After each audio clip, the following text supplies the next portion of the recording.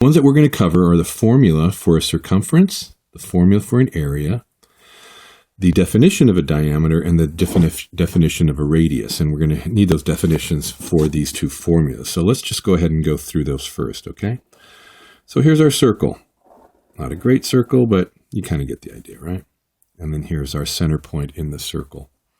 And the circle basically is defined as a figure that is always equidistant, whose outer edge is equidistant, okay? Anywhere on the circle is equidistant from the center. So all these lines that I'm drawing here are equal from a center point. And those lines from the center point are called radii, or the singular is radius, okay? So we've gotten rid of one definition.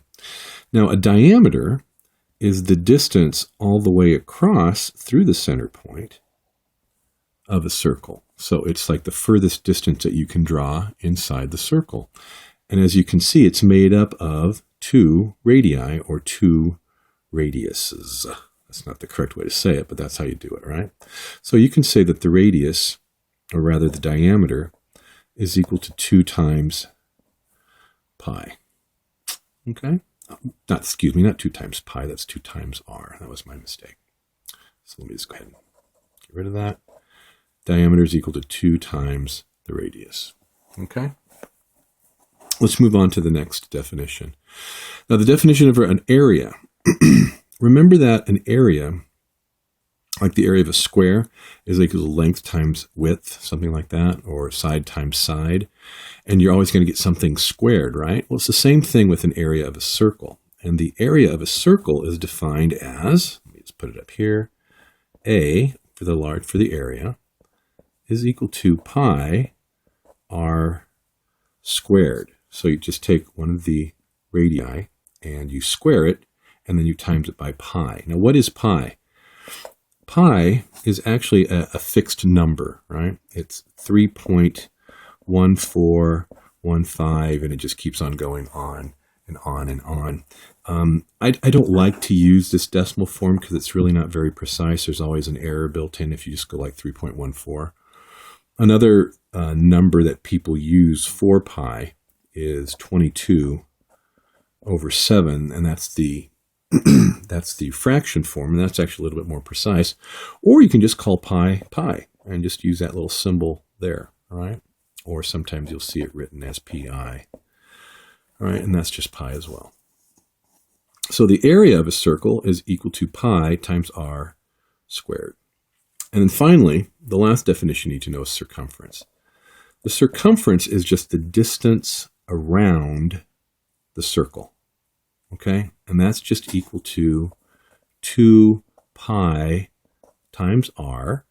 And you might notice that 2 times r is the same thing as diameter, right? So you could actually just write, or c is equal to diameter times pi. Okay, so those are the different definitions you need to know. And let me show you how we would use those perhaps in a problem. Okay, so I'm just going to rewrite these definitions down here so we have them a little bit more useful. All right, so I've got circumference is equal to 2 pi r. Circumference is also equal to the diameter times r. And I've got the area is equal to pi r squared. And then finally I have the diameter is equal to 2r. Now notice I have uppercase and lowercase here. Keep them in that same format, would you please? Because circumference, capital C is actually used most likely for circumference, just like capital A is used for an area. Diameter small d and radius small r. All right, so with all those questions, or with all those definitions, let's go ahead and try a problem. So a typical problem for a circle would be something like this. I know that the area of a circle is equal to, I don't know, something, they usually do something like, let's say 49 pi. Okay, just 49 times 3.14, which is, somewhere around 100, there's a little over 150, something like that. And it doesn't really make any what the units are. It could be square inches, it could be square feet, it could be square centimeters, but it's 49 pi, okay? And they want you to find, for that particular circle, find the diameter. So find the largest distance across. Now, how would you do that? Well, you're going to use a series of substitutions using these formulas. Okay, so you really need to kind of memorize these formulas. So let's start writing what we know. This is our given, all right? The thing about geometry is that you always write the mathematics to one side, and then you write the reasons on this side. And the reasons usually are things like, it's either a given, like the example problem, or it's a theorem of some kind. So you have to kind of know what the theorems are as your justification, right? Whenever I do a geometry problem, I always ask myself this question: what do I know about the problem? Okay, and that's really important. I always say, ask yourself that. What do I know? And then you write it out. So I know that A is equal to 49 pi. I also know that A is equal to pi r squared.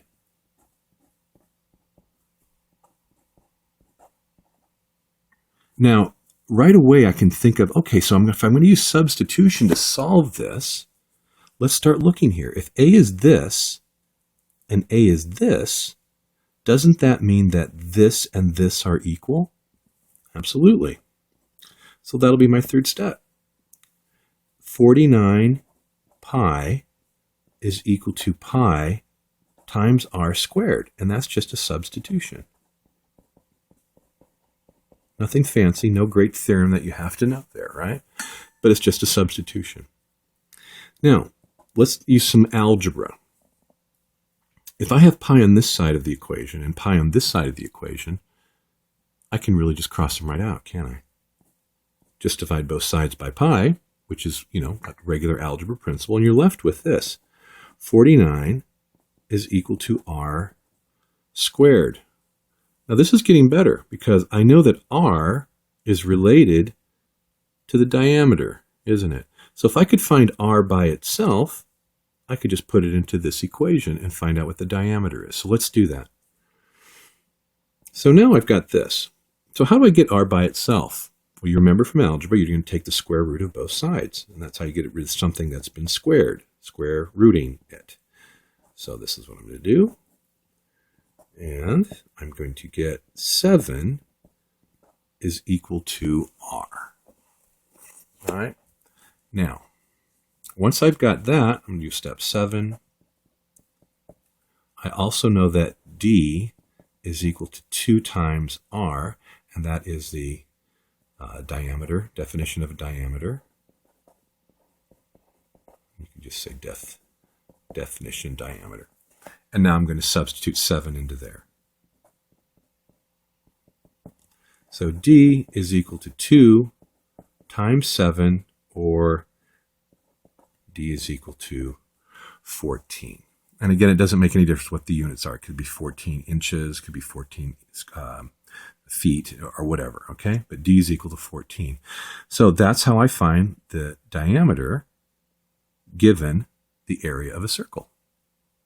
Okay, so again, just keep on, you got to know these 4 things, keep on writing what you know, always ask that question, and then start your substitution and your algebra process. Okay, I hope that was helpful to you.